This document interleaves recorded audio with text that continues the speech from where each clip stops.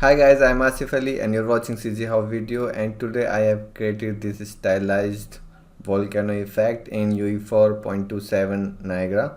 So let's start this tutorial. So as you can see, I have this whole environment and this volcano and shooting sparks.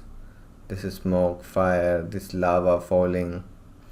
So I just used my previous tutorial assets and just created this whole thing. So for this main element, this fire smoke, I used this. So you can also watch this cartoon explosion tutorial.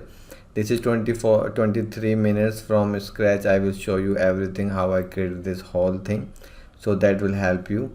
Then for these falling lava, these flames and these sparks, I used this stylized fire in engine Niagara, and I took the the sparks from here, embers, from this character. So you can also watch these tutorials for better understanding. So first what I did, I had this